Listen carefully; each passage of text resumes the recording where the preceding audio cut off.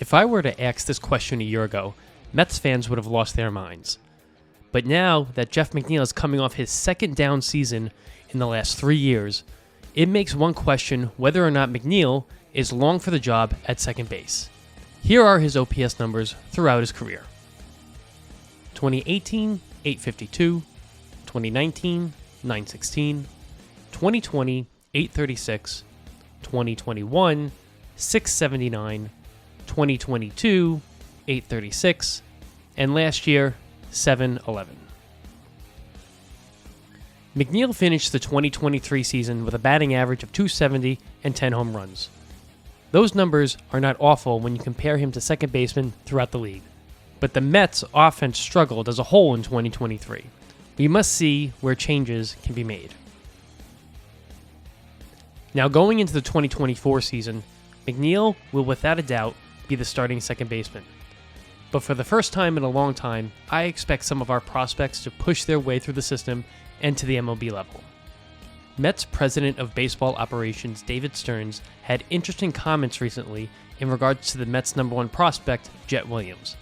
Quote, "This guy is so athletic and his body just moves so naturally that I think we'd have full confidence that he'd be able to play second base and pick that up pretty quickly." Stearns proceeded to say, quote, "There will come a point where having some exposure would make some sense given where we are organizationally." One could infer from these remarks that Stearns views Williams as the future second baseman of the Mets.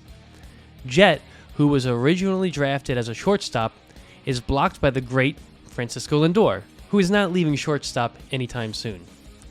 The Mets recently signed Harrison Bader to man center field for 1 year, and they expect prize prospect Drew Gilbert to take over heading into 2025.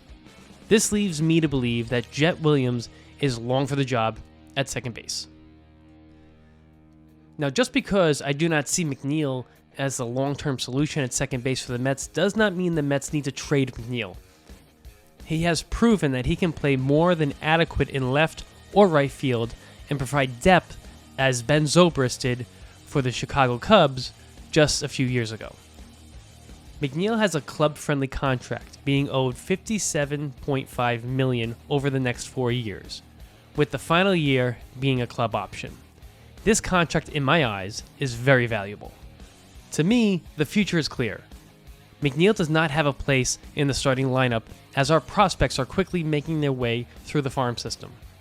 I think Stearns will listen to offers on McNeil as the Mets are lacking in the pitching prospect department. However, it is not certain that Stearns will trade him. I, for one, would be fine with McNeil moving to a super utility role for the second half of the 2024 season and into the future.